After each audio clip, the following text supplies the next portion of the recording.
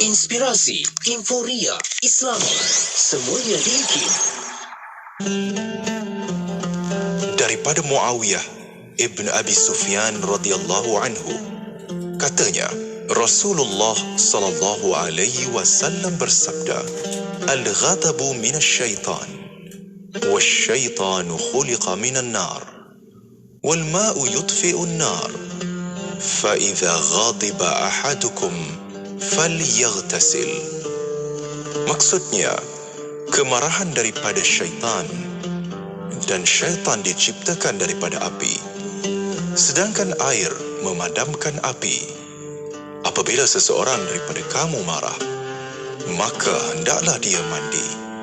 Hadis riwayat Abu Nu'aim. Amsayna wa amsal mulku lillah, walhamdulillah, la ilaha illallah wahdah, la sharika lah, lahul mulk wa lahul hamd, wa huwa ala kulli shay'in qadir. رب أسألك خير ما في هذه الليلة وخير ما بعدها، وأعوذ بك من شر ما في هذه الليلة وشر ما بعدها. رب أعوذ بك من الكسل وسوء الكبر. رب أعوذ بك من عذاب في النار وعذاب في القبر. Kami dan seluruh kerajaan memasuki waktu petang kerana Allah. Segala puji bagi Allah. Tiada sesembahan yang berhak disembah melainkan Allah semata. Tiada sekutu baginya. Semua kerajaan hanya miliknya dan segala pujian hanya untuknya. Dia Maha berkuasa atas segala sesuatu. Wahai Tuhanku, aku memohon kebaikan yang ada di hari ini dan setelahnya. Sebaliknya aku memohon perlindungan dari keburukan yang ada di hari ini dan setelahnya.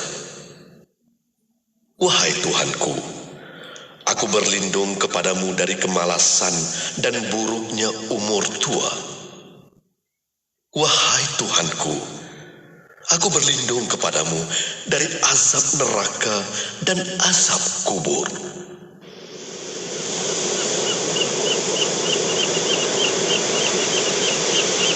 Allahumma antas salam wa minkas salam wa ilayka ya'udus salam. فحينا يا ربنا بالسلام وأدخلنا الجنة دار السلام. اللهم أنت السلام ومنك السلام وإليك يعود السلام. فحينا يا ربنا بالسلام وأدخلنا الجنة دار السلام. اللهم أنت السلام. Ya Allah, ya Tuhanku, Engkaulah kesejahteraan. Daripada mula segala kesejahteraan, dan kepada mula kembalinya kesejahteraan. Maka hidupkanlah kami, wahai Tuhan kami, dengan kesejahteraan, dan masukkanlah kami ke dalam syurga-Mu, negeri kesejahteraan. Wa ilaika ya'udu salam. Fahayyina ya Rabbana bisalam.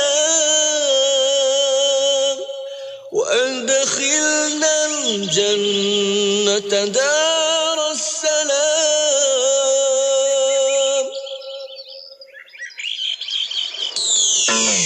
Anda kini sedang mendengar Destinasi IKIM bersama Syafiq Saleh dan Mona Jasman.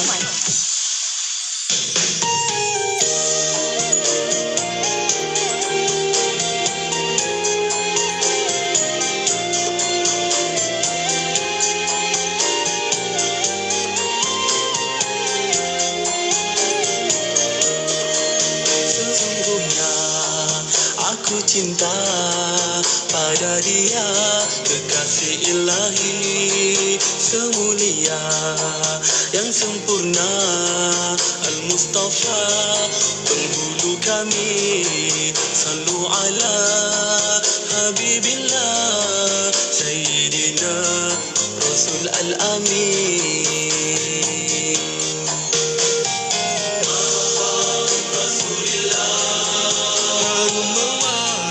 Sepanjang masa harap syafaatnya, jalan bahagia menuju syurga. Berbahagialah bagi hamba, cinta Rasul mekar di jiwa.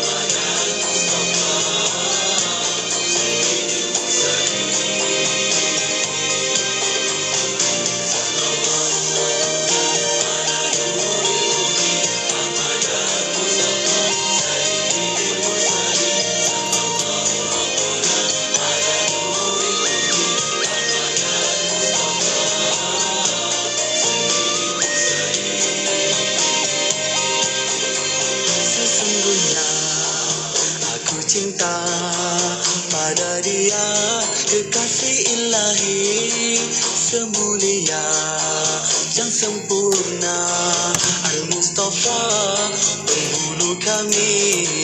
Sallu ala Habibillah Sayyidina Rasul Al-Amin.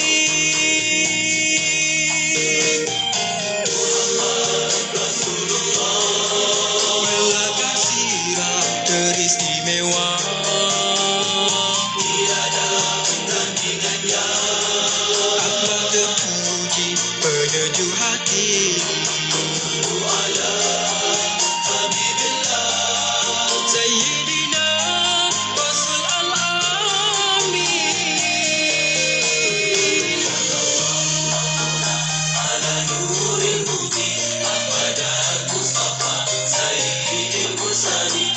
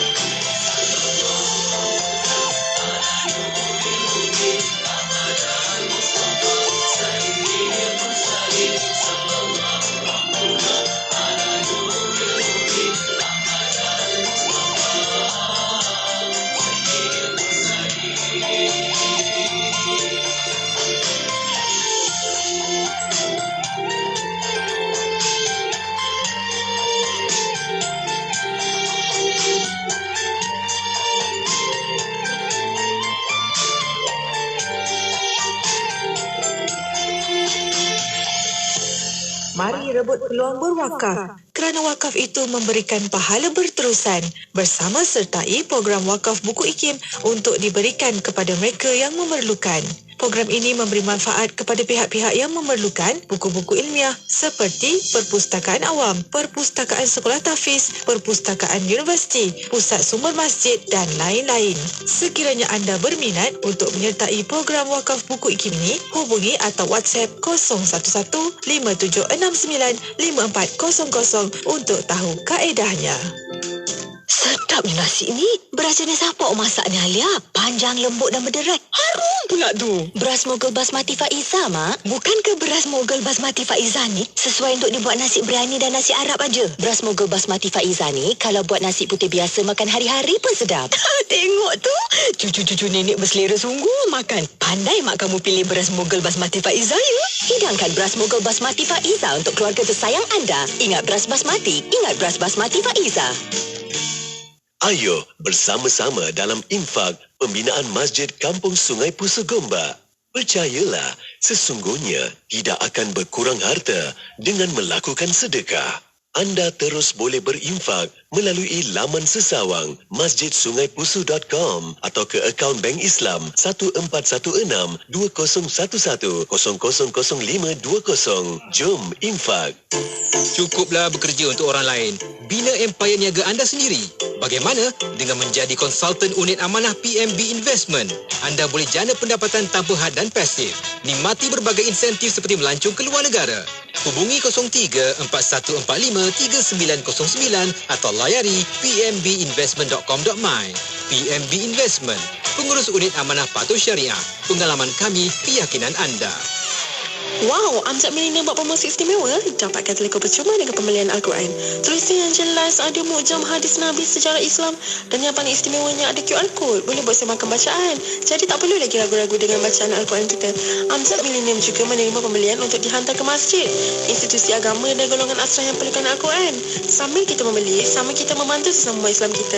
Maklumat lanjut layari laman sesawang amjadmillennium.com serta boleh dapatkan dengan ejen sah kami atau boleh hubungi talian 09531 9053.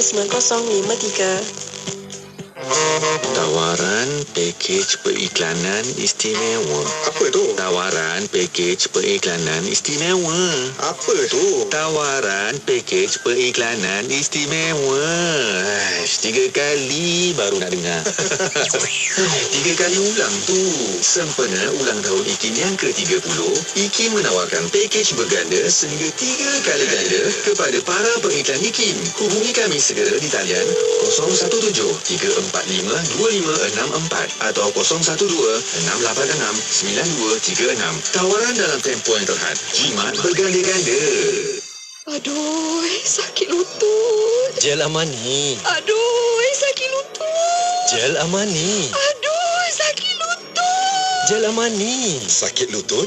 Sapulah Gel Amani. Dapatkan dari wakil jualan di seluruh negara atau WhatsApp 019-999-6686. Gel Amani, gel sapuan lutut pilihan ibu dan ayah. Gel Amani. Iklan ini diluluskan oleh Lembaga Iklan Ubat. Seanggun bidadari menghadap ilahi, selesa telekung raudah. Dapatkan telekung raudah, telekung sejuk dan selesa di talian 010-248-6670 atau 010-233-6670 sekarang. Seanggun bidadari menghadap ilahi.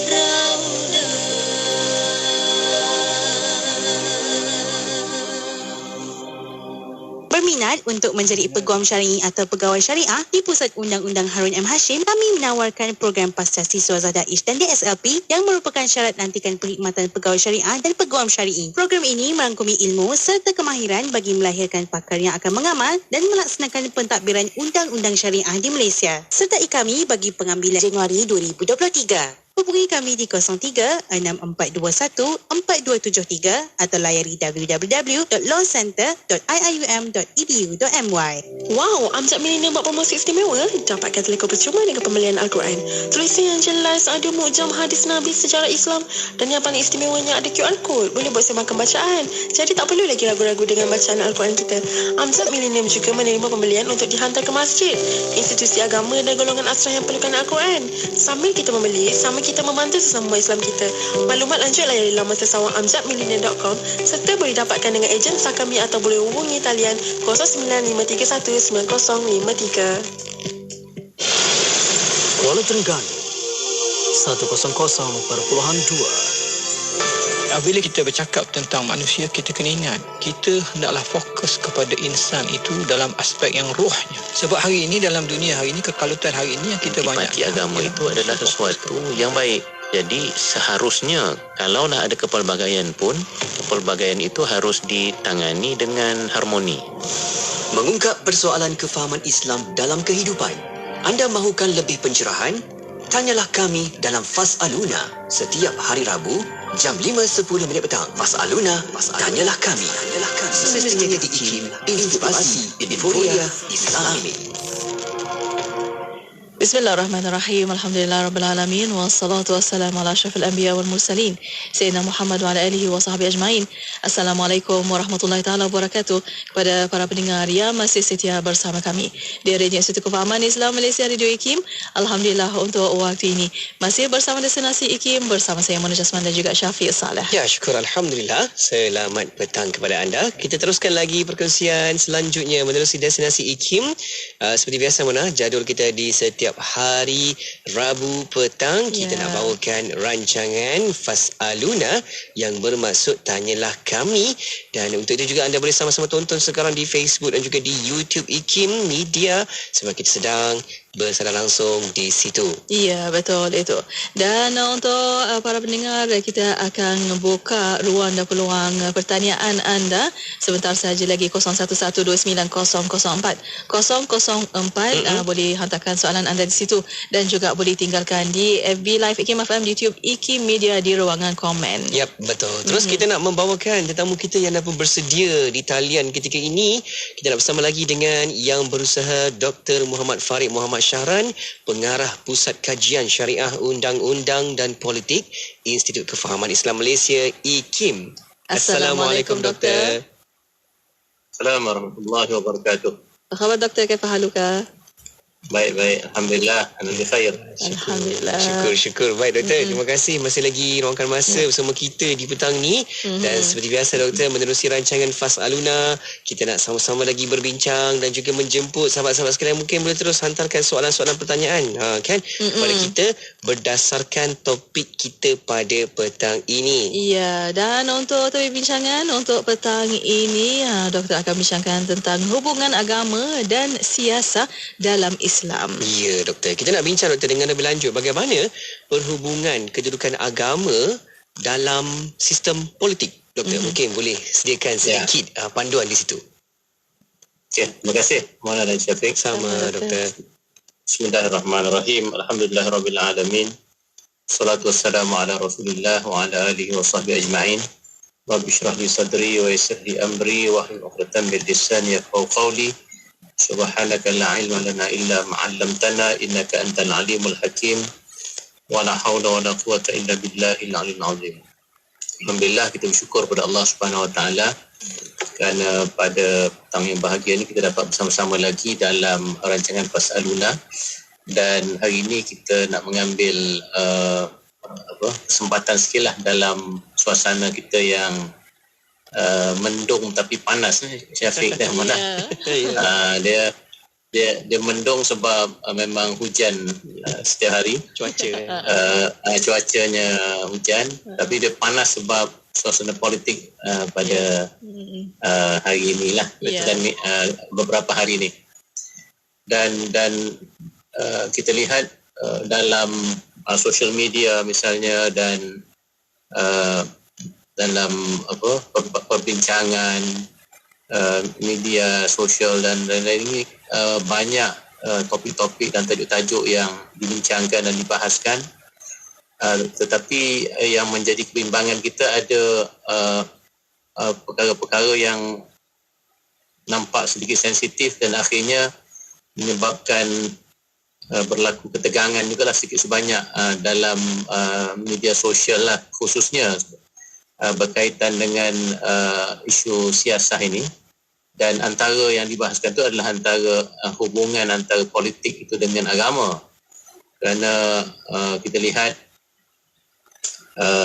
mungkin sebahagian dari coalition politik ini membawa nama agama, dan sebahagian lagi mungkin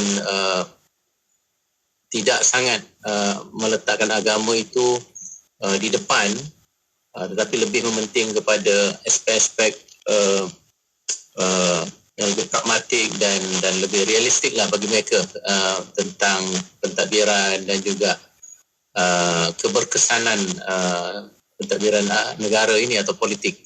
Jadi akhirnya antara isu yang diperdebatkan itu adalah peranan agama itu sendiri dalam politik, dan kita tidak boleh nafikan bahawa politik atau siasat ini merupakan sebahagian daripada kehidupan kita lah, Maulana Syafiq, ya.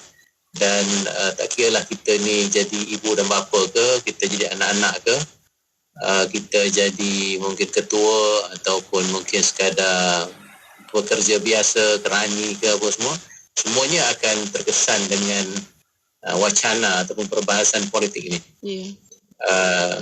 Mungkin kita sendiri berminat dengan topik-topik siasat itu, dan kalau tidak berminat sangat pun kadang-kadang kita dipengaruhi oleh ahli-ahli keluarga, kawan-kawan yang amat berminat, dan juga sebahagian mereka juga terlibat dengan aktiviti-aktiviti siasat.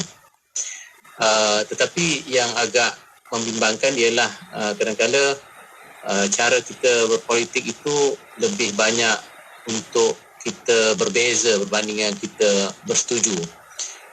Mungkin nature ataupun fitrah sistem politik kita itu begitu, especially yang bersifat kepartaian ini, untuk kita naik mendapat kuasa tertinggi itu, kita terpaksa compete, kita terpaksa berlawan, dan kita ada kelompok-kelompok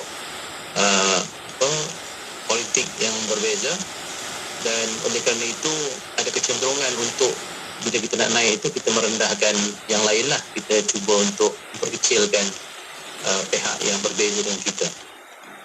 Dan kadang-kadang yang menang itu unfortunately menang itu dapat semua, yang kalah itu hilang semua. Mungkin itu satu sistem yang kurang baik lah, saya kurang sihat. Biasa dalam ekonomi mereka sebut winner takes all, losers all, kan. Tapi dalam politik pun nampak begitu juga. Yang menang itu kadang-kadang dia mengenepikan yang lain-lain, dan hanya mereka sahaja yang boleh berperanan untuk mentadbir. Jadi itu yang kadang-kala menyebabkan suasana menjadi lebih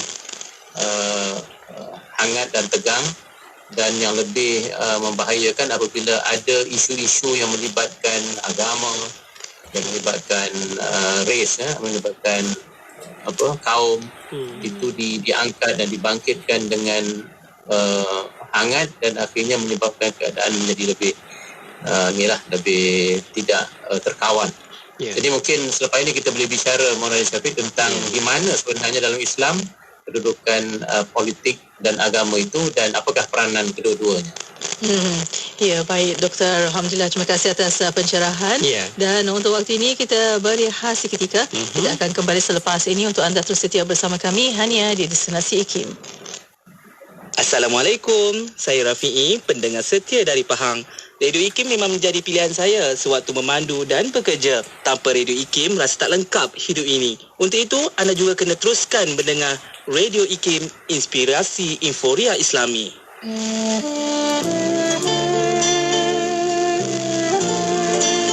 At-Tirmizi, Muhammad bin Isa bin Surah bin Musa, also known as Abu Isa as-Sulami At-Tirmizi, was born in 209 after Hijrah or 824 CE in Tirmiz, which is in present-day Uzbekistan.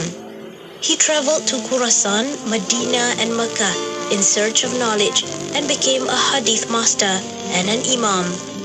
He was a student of Al-Bukhari, Ishaq bin Rahawah and others, and he compiled a book of hadith called Al-Jami Al-Kabir, which is also known as Sahih At-Tirmizi. It is considered one of the 6 Sahih collections of hadith: Bukhari, Muslim, Abu Dawud, Nasa'i, At-Tirmizi, and Ibn Majah. This order is the most popular ranking of these collections. Additionally, Imam At-Tirmizi wrote on other topics, including history and the prophetic traits. His book, Ash-Shama'il an-Nabawiyah, The Characteristics of the Prophet, provides a detailed description of the Prophet sallallahu alaihi wasallam. Imam At-Tirmizi also composed a book on hadith methodology called Al-Ilal, or the Discrepancies. Several scholars reported that Imam At-Tirmizi had a prodigious memory. He was able to retain numerous hadith after hearing them only once. Students came from all over to study with Imam At-Tirmizi, the most famous of whom were Haysam bin Kulayb and Abu Abbas. Though he lost his sight towards the end of his life, Imam At-Tirmizi's keen memory continued to remind him of his surroundings. It is reported that in spite of his blindness, he once lowered his head on a journey at the moment when he expected to pass under a low tree limb. Umar bin Alaq once said, Bukhari died without leaving anyone in Khurasan who compared with Abu Isa or At-Tirmizi in knowledge, memory, piety, and abstinence. After contributing tremendously to the teaching and preservation of Islam, Imam At-Tirmizi died in Termez in the year 279 after Hijrah, or 892 CE. May Allah fill his grave with light. The narrations is taken from the book The Content of Character, Ethical Sayings of the Prophet Muhammad sallallahu alaihi wasallam, collected by Sheikh Al-Amin Ali Mazrui, translated by Sheikh Hamza Yusuf.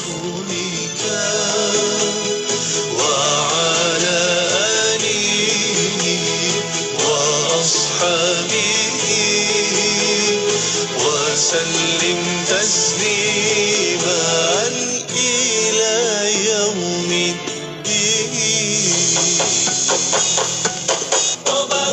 Wari-wari saya Radio IKIM kat Seremban 102.7 FM. Dengar ya. Bismillah, alhamdulillah, wassalatu wassalamu ala rasulillah. Alhamdulillah masih bersama Destinasi IKIM pada waktu ini untuk rancangan Fas Aluna Tanilah Kami. Ya, syukur alhamdulillah. Terima kasih kepada anda yang terus kekal di setiap frekuensi Radio IKIM. Kita ada 15 buah frekuensi Radio IKIM di seluruh Malaysia dan terus tonton sekarang di Facebook dan juga di YouTube IKIM. Betul. Sebab juga kita berserang langsung di situ kan. Ada 3 kotak. Sekarang ada 2 kotak. Ada 2 frame. Saya dan juga Mona. Dan kita terus nak bersama satu lagi kotak ni. Ada bersama kita tetamu kita iaitu yang berusaha Dr. Muhammad Farid Muhammad Syahran, merupakan pengarah Pusat Kajian Syariah Undang-Undang dan Politik Institut Kefahaman Islam Malaysia, Pusat Syarak IKIM. Ya, alhamdulillah, dan masih membincangkan tentang hubungan agama dan siasah dalam Islam. Dan untuk waktu ini doktor, kita nak tahu sejauh mana pentingnya nilai-nilai akhlak dan agama dipelihara dalam politik ini, doktor. Bagaimana? Silakan doktor. Okey. Terima kasih Maulana Syafiq. Sama. Kita sebutkan tadi bahawa kadang-kadang suasana politik itu menyebabkan keadaan menjadi tegang dan kadang-kadang nilai-nilai akhlak itu nampaknya ditolak ke tepi. Apabila sampai kepada kita nak mempertahankan mungkin kelompok parti yang kita sokong dan kita nak mengenepikan kelompok yang lain. Jadi itu agak malang lah. So adakah agama boleh menjustifikasi perkara tersebut kan? Sebab dia orang kata politik ini the arts of possibility kan. Apa saja possible. Yang penting kita harus sampai kepada kuasa itu untuk mendapat power kan. The end kadang-kadang justifies the mean. Matlamat itu akan tubarrirul wasilah. Jadi dia boleh membolehkan apa-apa sahaja jalan untuk kita ambil. Okey, dalam Islam Mona dan Syafiq, yang penting sekali kita harus ingat bahawa kita dah sebut pada minggu lalu, kita kata kuasa ini adalah satu amanah besar dari Allah Subhanahu Wa Taala. Yang sebenar-benarnya memiliki kuasa itu adalah Allah, Al-Mulk. Dan Allah memberikan kuasa kepada siapa yang dikehendakinya dan Allah akan menarik kuasa daripada siapa yang dikehendakinya. Seperti mana kita selalu baca kan. Tuhan memberi dan menarik kuasa daripada siapa yang dikehendakinya. Jadi itu kita kena ingat, ini satu amanah, dan amanah itu berat, amat berat, terutama sekali amanah kuasa. Kerana kita seolah-olah macam meminjam sedikit sifat Allah SWT yang maha berkuasa itu, dan itu pun manusia bila diberikan sedikit itu pun ada yang lupa, ada yang kadang-kala menyalahgunakan kuasa yang ada. Sebab itulah ulama-ulama kita seperti Ibn Khaldun, seperti Imam Al-Mawardi dalam kitab mereka berkaitan dengan siasah ini, mereka mengatakan bahawa peranan pemimpin ataupun penguasa itu yang paling utama adalah hifzuddin wa siyasatud dunya. Hifzuddin wa siyasatud dunya. Peranan pemimpin itu adalah untuk memelihara agama dan untuk mentadbir dunia ini. Jadi itu sendiri menggambarkan betapa pentingnya peranan agama itu, Maulana Syafiq, sehingga kan pemimpin itu sendiri antara lain peranan dan tugasnya adalah untuk memelihara agama. Dan agama itu dalam Islam sentiasa menjadi panduan, terutama sekali dari sudut nilai akhlak dalam kita mentadbir dan memimpin. Di barat, Maulana Syafiq, ada satu dalam sains politik misalnya, mereka ada satu istilah yang dipanggil teokrasi. Teokrasi ini bermaksud system of governance in which the priest rule in the name of God. Sistem pemerintahan yang dipegang oleh orang agama. Jadi di barat itu satu ketika dulu gereja memegang kuasa agama, terutama sekali pada abad ke-4, ke-5, ke-6 yang mereka panggil sebagai zaman pertengahan, the medieval age di barat itu. Dan teokrasi itu bermaksud mutlak, pemerintahan atau kuasa itu dipegang oleh golongan agama, kan. Dan tetapi apabila itu berlaku, Maulana Syafiq, dia akhirnya berlaku ekstrim, berlaku penyelewengan oleh orang-orang agama, dan berlaku kezaliman juga, corruption juga. Kenapa? Kerana bila agama itu digunakan sebagai justifikasi kepada kuasa, maka mudah orang melakukan apa saja atas nama Tuhan, kan? Atas nama Tuhan. Dan sebab itu ada kata-kata yang mengatakan absolute power corrupt absolutely. Kalau ada satu kuasa yang absolute, yang mutlak, lagi mudah dia akan corrupt, dan corruptionnya itu akan bersifat mutlak juga. Ini contoh barat lah yang kita ambil itu contoh, dan ini bukan kita sebut, ini merupakan ahli sejarawan North Barat sendiri menceritakan sejarah mereka apabila gereja itu memegang kuasa itu, akhirnya berlaku yang dipanggil corruption yang besar oleh otoriti agama. Dan oleh kerana itu pada zaman abad ke-16 ke-17 itu datang satu macam penolakan besar-besaran terhadap agama dan institusi agama, gereja, dan akhirnya agama itu ditolak.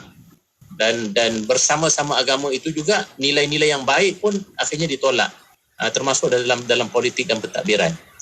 Dia sebut they throw the baby with the bathwater. Maksudnya kalau orang mandikan bayi dalam besen, Syafiq, bila dia nak buang air besen tu, dia buang sekali dengan bayi-bayi tu. Allah. Dia punya analogi pemisalannya yang menggambarkan betapa bila orang barat itu zaman moden lah, yang permulaan zaman moden itu menolak gereja dan agama itu, ditolak sekali dengan semua nilai-nilai yang baik yang datang daripada agama. Itu pengalaman yang agak buruk di barat lah, hubungan antara agama dengan kuasa, dengan pemerintahan atau politik. Dalam Islam, Maulana Syafiq, kita punya prinsip adalah kita bukan teokrasi seperti mana yang berlaku di barat itu, dan kita juga bukan sekular seperti mana yang berlaku di peringkat akhir zaman di barat itu. Kerana teokrasi itu dia terlalu absolut, menggunakan apa-apa saja atas nama Tuhan dan agama, cenderung bersifat korup atau merosakkan dan zalim. Dalam Islam, agama tetap menjadi prinsip penting dalam politik. Agama memberi pembimbing atau pemandu kepada nilai-nilai yang baik, harus dipegang dalam pemerintahan, dalam politik. Tetapi tidak semestinya kelompok agama itu kena wajib memegang tampuk pemerintahan. Dalam sejarah Islam pun kalau kita tengok ramai khalifah-khalifah yang memegang tampuk pemerintahan, empire besar, khilafah-khilafah yang besar. Khalifah itu sendiri bukanlah kita panggil orang agama, bukanlah macam ulama yang ni, tetapi mereka sentiasa dinasihati oleh ulama. Jadi ada hubungan yang baik antara apa yang dipanggil ulama dengan umara dalam tradisi Islam, dan itu menggambarkan betapa pentingnya agama dalam pemerintahan, tetapi agama itu menjadi landasan kepada akhlak. Dan seorang pemerintah itu, walaupun mungkin dia bukan dipanggil seorang ulama yang besar atau yang tinggi, tapi dia sentiasa mendapat nasihat daripada ulama-ulama besar dalam pemerintahan, dan sentiasa dipandu pemerintahannya itu dengan nilai-nilai yang baik. Jadi itu sendiri Maulana Syafiq dah dapat menunjukkan kepada kita bahawa dalam Islam kita amat wasatiyah sifatnya, adil dan pertengahan, dalam arti kata agama itu tetap penting, tetapi agama itu menjadi asas dan prinsip kerangka nilai yang harus ada. Dan itu menolaklah mungkin pandangan yang mengatakan bahawa agama tidak ada peranan besar dalam pemerintahan, kerana dalam Islam agama tetap menjadi asas kepada nilai-nilai pemerintahan. Malah pemerintah atau pemimpin itu sendiri peranannya adalah untuk memelihara agama. Dan seperti yang disebut oleh yang saya petik David Al-Mawardi dan juga Ibn Khaldun itu. Yang keduanya, apa-apa sahaja langkah ataupun wasilah yang kita gunakan untuk kita naik menjadi pemimpin ataupun kita cuba untuk mentadbir sebuah negara atau pemerintahan, kita tidak boleh lari daripada menuruti apa yang dianjurkan, apa yang ditunjukkan oleh agama, termasuk nilai-nilai pemerintahan lah, adab-adab pemerintahan seperti mana yang dibahaskan oleh ulama-ulama kita berdasarkan Al-Quran, berdasarkan hadis. Dan ramai Maulana Syafiq, ulama-ulama kita macam Imam Al-Ghazali misalnya ada menulis sebuah kitab At-Tibrul Masbuk fi Nasihatul Muluk, nasihatnya kepada pemerintah pada ketika itu.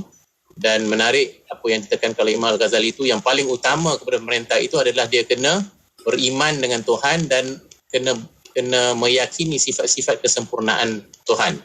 Jadi iman itu menjadi yang kata-kata kunci kepada seseorang yang menjadi pemerintah atau penguasa, kerana hanya dengan iman itu dia dapat meyakini bahawa kuasa yang dia ada itu adalah kuasa pinjaman dari Tuhan saja, amanah dari Allah Subhanahu Wa Taala.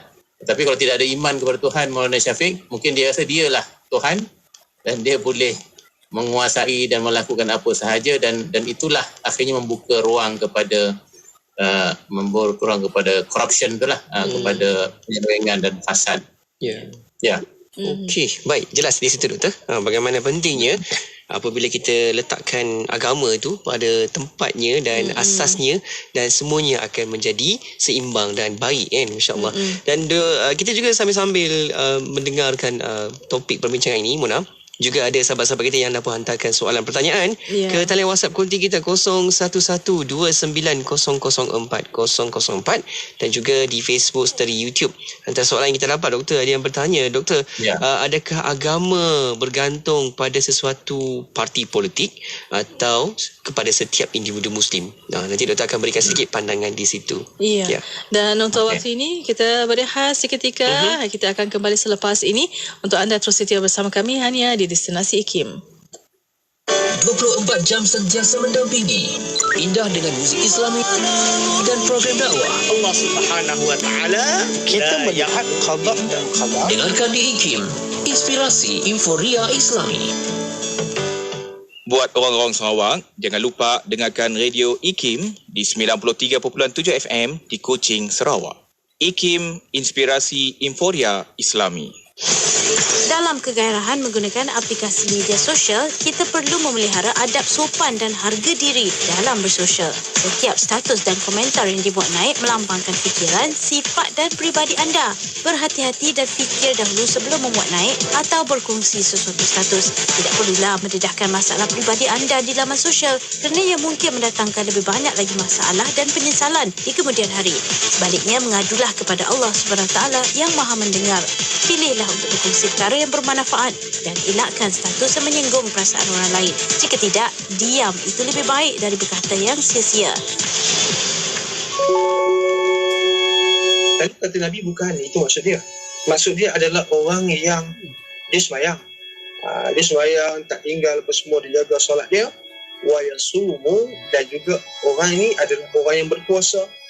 Wa yatasaddaqu, dan orang yang bersedekah. Wa huwa yakhabullahu azza wa jalla.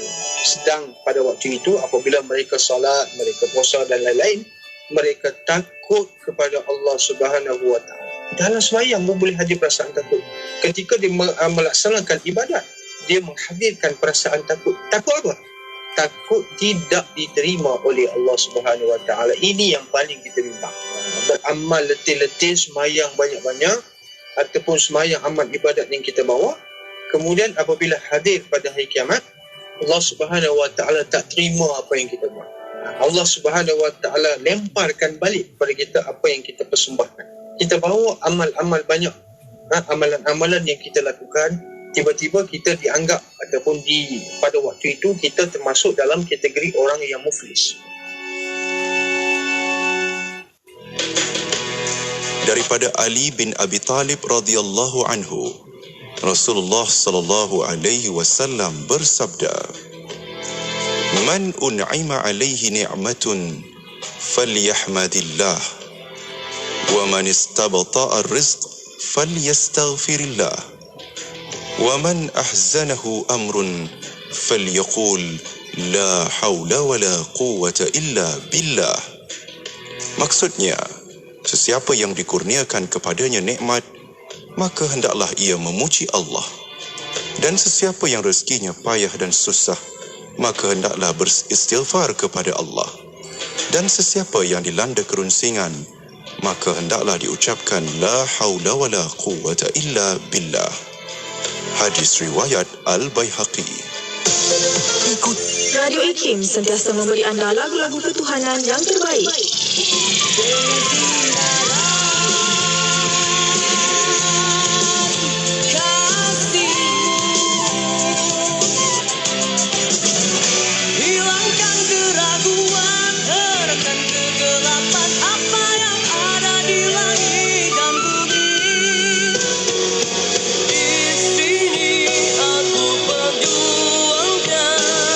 IKIM memberi anda lagu-lagu ketuhanan yang mengusik jiwa. IKIM, inspirasi euforia Islami. Inspirasi Euforia Islami hanya di Radio Kefahaman Islam Malaysia. Terima kasih kepada anda yang masih setia bersama kami untuk waktu ini. Masih bersama rancangan Fas'aluna, Tanyalah Kami, bersama yang berusaha Dr. Muhammad Farid Muhammad Syahran, Fellow Utama Merangkap Pengarah Pusat Kajian Syariah Undang-Undang dan Politik Institut Kefahaman Islam Malaysia. Ya, betul. Kita sedang bersiaran langsung di Facebook dan juga di YouTube IKIM, dan anda boleh terus hantarkan soalan pertanyaan. Kita dapat aktifkan talian WhatsApp kita 011-29004004 dan juga di Facebook dan juga di YouTube. Terlupa apa dah, ya Allah. Okey, dan terus kita nak dapatkan juga jawapan-jawapan ataupun pandangan doktor daripada soalan yang kita dapat sebenarnya, Mona. Ya, betul. Ada soalan di waktu ini di WhatsApp Konti 0112900404 yang bertanya dari Negeri Sembilan ini, adakah agama bergantung pada sesuatu parti politik atau setiap individu Muslim? Bagaimana, doktor? Silakan, doktor. Ya, agama itu untuk setiap individu lah kan. Sebab agama itu diturunkan untuk manusia dan individu manusia dalam Islam. Jadi akhirnya Maulana Syafiq, setiap individu tu yang kena beragama kan. Yang kena bersyahadah itu siapa? Yang kena bersyahadah itu adalah setiap individu. Dan yang akan menghadapi Tuhan di akhirat kelak untuk dipertanggungjawabkan dengan peranan dan taklif agama itu adalah individu. Bukan kelompok, bukan persatuan atau pertubuhan atau institut. Kita tak boleh nanti di akhirat kita okey Ikim jom kita satu grup berjumpa dengan Tuhan. Sedangkan dalam grup tu nanti ada yang amalnya banyak, ada yang amalnya kurang. Jadi setiap orang itu akan bertemu dengan Tuhan furada, berseorangan, seorang-seorang. Seperti mana dia dilahirkan dulu, ada Al-Quran sebut begitu kan. Seperti mana seperti mana kamu mula-mula dijadikan, kamu berseorangan dan jumpa Tuhan nanti pun berseorangan.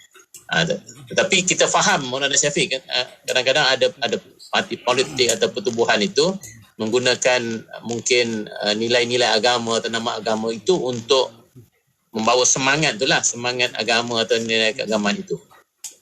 Tetapi harus hati-hatilah sebab takut nanti kita identify, kita samakan agama itu dengan parti misalnya, dengan parti atau dengan pertubuhan. Bukan parti politik saja, pertubuhan macam tu juga. Contohnya IKIM lah. Ada nama Islam ni. Jadi semua malaikat saja tu yang ada kat situ tu. Yang radionya yang dekat ni kan. Tidak. Maknanya ia masih bergantung kepada amalan, keimanan setiap individu itu. Tetapi pastilah kalau ada suasana itu lebih baiklah Maulana Syafiq untuk kita ada suasana keagamaan dan keislaman itu. Jadi dia bukan bergantung kepada kelompok, agama itu adalah individual. Yang kemudian dalam Quran juga disebut wala taziru waziratun wizra ukhra. Setiap orang tu dia tidak boleh mengambil tanggungjawab orang lain. Itu juga bukti menunjukkan, dalil menunjukkan bahawa agama itu adalah individual dalam Islam, bukan individualistik. Individualistik itu maksudnya kita fikir diri kita saja, tak fikir orang lain. Tetapi dalam arti kata pertanggungjawaban agama itu sifatnya individu. Semua harus bertanggungjawab atas apa yang dilakukan dan apa yang dia pegang dalam konteks agama itu. Okey, baik, jelas doktor di situ. Okey. Dan satu lagi doktor, kita dapat soalan pertanyaan sebab kita pernah berbincang berkaitan dengan kalau kita lihat kepada pemimpin yang mempunyai agama, maka semuanya insya-Allah akan okey sebab asasnya ada agama di situ. Dan ada pihak yang ada soalan yang bertanya di sini, ada pihak menyebut pilihlah pemimpin yang dapat menarik kita kepada agama, bukannya kepada diri pemimpin tersebut. Mohon pandangan doktor. Ya, betul. Sebab pada minggu lepas, kalau Syafiq dan Mona masih ingat, kita ambil contoh Rasulullah SAW sendiri. Antara ciri penting kepimpinan Rasulullah itu adalah kepimpinan berakidah, kepimpinan bertuhan, kepimpinan yang membawa manusia tunduk kepada Allah Subhanahu Wa Taala. Jadi kalau orang yang seorang pemimpin yang punya kekuatan dari sudut agamanya, dari sudut akidahnya, kepercayaannya kepada Tuhan, dia akan berusaha untuk membawa pengikut-pengikutnya itu untuk bersama-sama menjadi hamba Allah SWT yang taat. Dan dia sebaliknya dia tidak mengajak orang kepada dia. Kan? Kadang-kadang ada pemimpin itu dia lebih kepada bawa orang kepada diri dia sendiri. Jadi akhirnya dia yang diidolakan dan akhirnya jadi quote unquote macam Tuhan jugalah. Sepatutnya kita membawa manusia kepada ketundukan kepada Allah Subhanahu Wa Taala. Jadi saya ingat itu penting dalam konteks kepimpinan. Kalau kita faham tanggungjawab dan amanah besar kepimpinan itu, seperti mana yang disebut oleh Al-Mawardi tadi, pemimpin itu dia kena memelihara agama dan kena memastikan bahawa agama itu dapat dilaksanakan dengan baik oleh rakyat dan oleh pengikut-pengikutnya. Jadi sudah pastilah dia tidak akan semata-mata naik sebagai pemimpin itu untuk orang kenal dia, untuk orang pergi kepadanya dan orang taat dan tunduk kepadanya sahaja. Walaupun penting untuk pengikut itu mentaati pemimpin. Maulana Syafiq, ati'ullah wa ati'ur rasul wa ulil amri minkum. Al-Quran sendiri memerintahkan untuk kita taat kepada Tuhan, taat kepada Rasul dan juga taat kepada ulil amri, orang yang diberikan tanggungjawab untuk memerintah. Tetapi ulil amri itu sendiri mestilah membawa manusia itu dalam konteks mereka yang mengikutnya dan taat kepadanya itu kembali kepada Rasul dan kepada Allah Subhanahu Wa Taala. Okey doktor, terus kita nak ambil soalan di Facebook kita. Ada nama Ummu Wais, itu nama Facebooknya. Dia bertanya, antara agamawan yang boleh memimpin dan bukan agamawan yang boleh memimpin, siapakah yang layak untuk dipilih, doktor? Nah, ini bukan soalan soalan cepu mas berkaitan dengan kita punya politik. Tapi sebenarnya dia penting tu, Maulana Syafiq.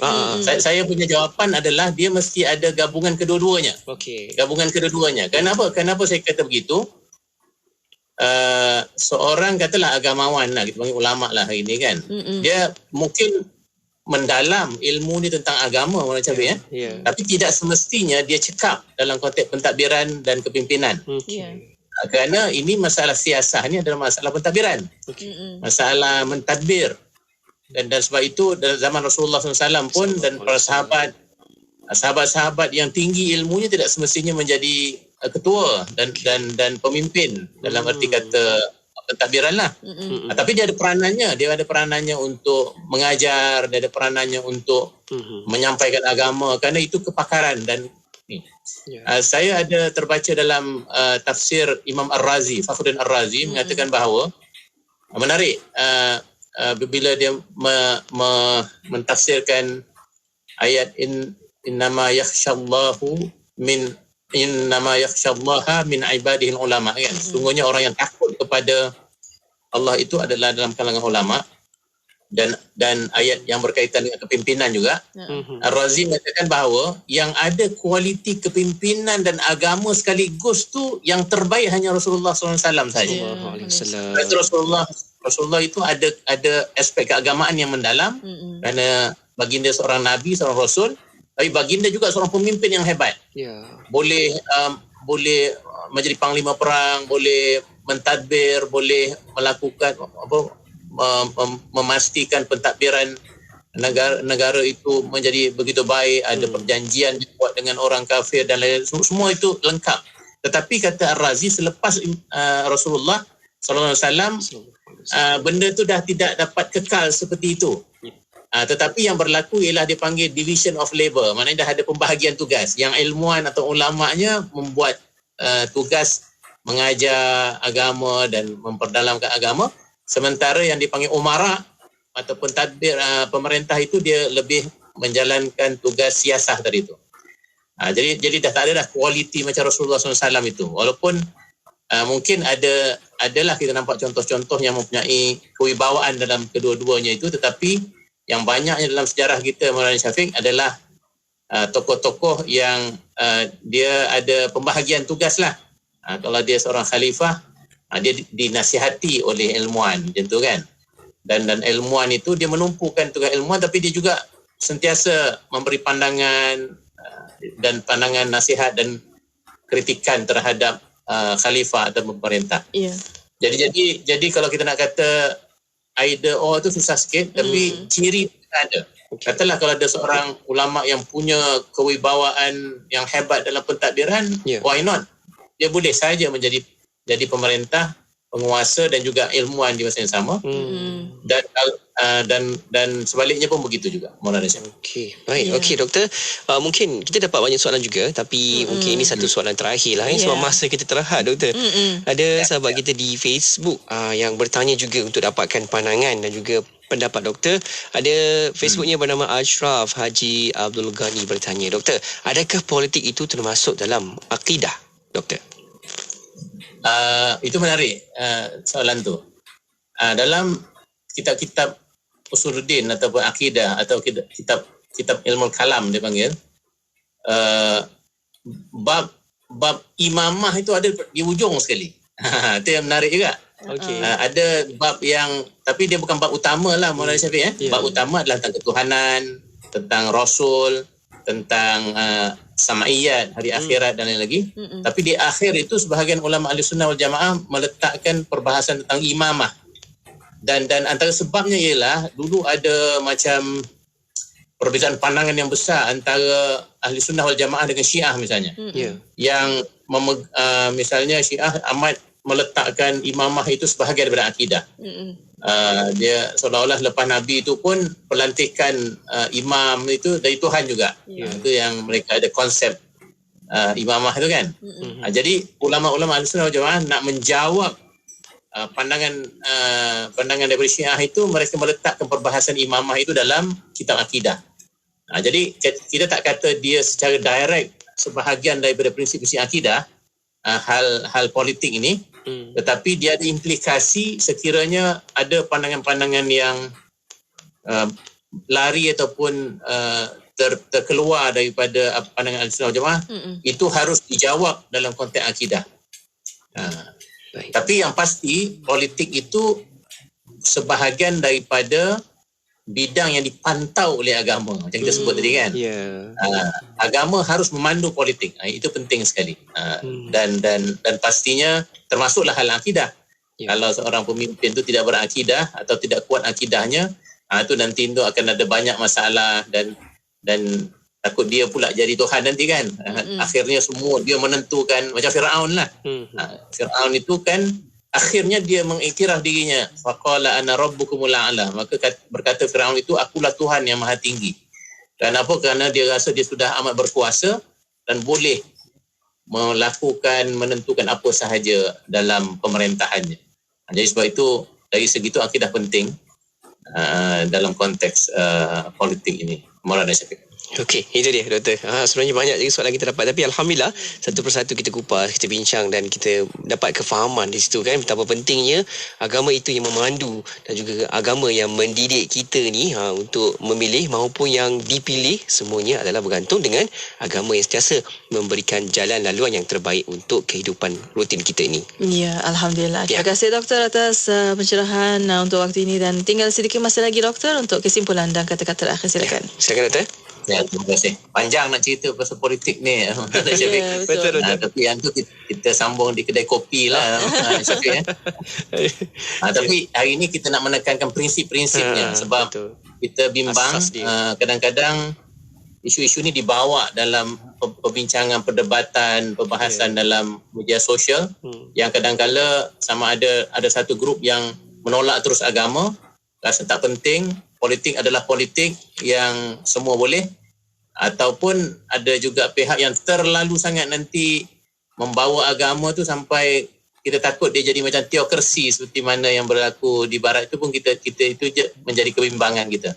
Jadi kita harus kembali kepada prinsip-prinsip Islam berkaitan dengan agama dan siasah itu berdasarkan nilai-nilai yang telah diajar oleh agama kita. Maulana Syafiq. Okey, baik Doktor. Semoga apa yang kita dengarkan, kita bincangkan ini dapat memberikan kefahaman dan kita faham bagaimana keadaan tersebut dan apa perkaitannya kan antara agama dan juga siasahnya dan juga politiknya di situ, insya-Allah. Doktor, kita akan bincang lagi Doktor, mungkin tajuk ini yang kita boleh lanjutkan mungkin kalau ada keperluan, dan insya-Allah semoga itu dapat memberikan panduan lagi. Ya, insya-Allah. Terima kasih Dr. Farid dan jazakallahu kulla khair. Insya-Allah kita akan jumpa lagi Doktor. Assalamualaikum. Assalamualaikum warahmatullahi wabarakatuh. Alhamdulillah. Terima kasih kepada anda yang juga ikuti kita di Facebook dan juga di YouTube IKIM. Anda boleh sama-sama tonton semula di situ kalau ada yang nak mendengarkan semula dan juga nak menghayati semula, dan insyaAllah kita boleh sampaikan kebaikan, manfaat yang kita bincangkan ini kepada orang lain juga. Banyakkan share dan juga like di situ, insyaAllah. Ya, insyaAllah. Dan terima kasih kepada para pendengar dan untuk anda terus setia bersama kami di Destinasi IKIM, Inspirasi Infuriah Islami. Miri 104.0 FM. Subhanallah walhamdulillah wa la ilaha illallah wallahu akbar wa la hawla wa la quwwata illa billah. Subhanallah